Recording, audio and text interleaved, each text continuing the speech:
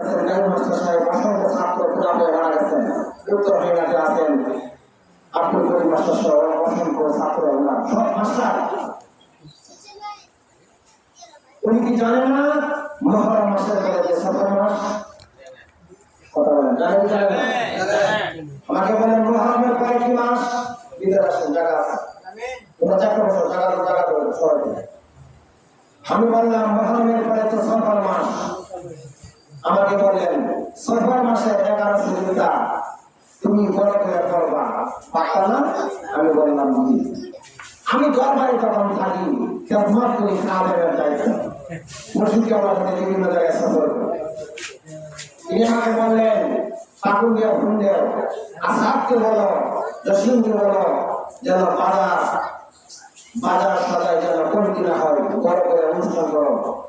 আমি বললাম আলহামদুলিল্লাহ।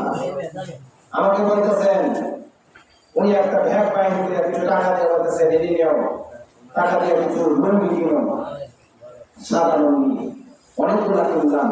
তারপরে বলেন ফুল আসেন বাজানো। উনি কথা বলতেন এত মধুর সুরে কথা বলতেন, যারা আমার মসজিদের পিতা পেয়েছেন তারা জানে। উনি আমাকে বলতেছেন ঈশ্বর ফুল আমি বলছি কিছু আনুন যাইব, আমি বলছি আনুন। আমার অনেক ফুল দানা হলো, দরবারকে সার সজ্জিত করা হলো, খেলাফত দিবেন। তখন আমি আমি জানি না খেলাফত দিবেন। আমার খেলাফতকে কেন্দ্র করে অনেকে গিয়েছেন, যে ঘটনা সবাই গেলেন।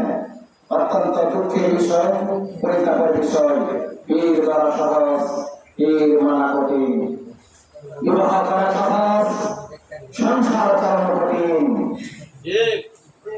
বিবাহ করা সহজ, সংসার চালানো কঠিন। স্কুলে ভর্তি হওয়া সহজ, ভর্তি ফর্ম পূরণ করা সহজ, কিন্তু পড়ালেখা সহজ না, কঠিন। 11 শরীফ হইল, অসংখ্য লোকের আবির্ভাব হইল। আমার মসজিদ গদিতে বসলেন। এই যে আমার হাতে দেখা যাচ্ছে একটা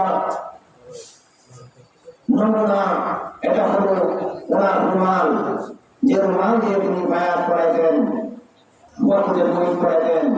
এই খেলাফতের নিদর্শন হিসেবে তিনি আমাকে এটা দিলেন। এবং ওনার গায়ে যে পাঞ্জাবি ছিল সেটা তিনি আমাকে দিলেন। ওনার মাথায় টুপি ছিল সেটা আমাকে দিলেন। ওনার পায়জামা ছিল সেটাও দিলেন। বিশেষ সম্মানার্থে ওনার পায়জামাটা আমি গ্রহণ করি নাই, কারণ সেটা করতে হবে ওই দিন, কিন্তু আমি করি নাই। পাঞ্জাবি ওই দিন ওনার বডিতে যে পাঞ্জাবি ছিল সেটা আমি পরেছিলাম, একটা টাইট ফিটে গিয়েছিল। তারপরে রুমাল পরেছিলাম, এটা খেলাফতের শিক্ষা দিয়েছেন। তারপরে অনেকে গিয়েছিলেন যেন আমাকে খেলাফত না দেয় এরকম কিছু বলার জন্য। তারা যখন মসজিদ আপনার সামনাসামনি ছিল, মসজিদ করলেন তোমার নাম কি? উনি নাম বললেন, বলতেছেন এই ফুলের ব্যাগ খুলিয়ে বললেন 2টা মালা লাও।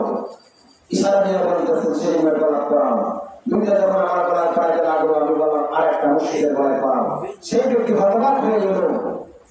এসেছিলাম না করার জন্য, এখন ফুলের মালা আমাকে দিয়ে করাইছে, তার অনুতপ্ত হয়ে গেছে। এটা হলো মুসলিমের খেলা। অত্যন্ত পরিতাপের বিষয়। 11 শরীফ আরম্ভ হওয়ার পরে খেলাফত দিবেন, এটা হলো মুসলিমের রুল।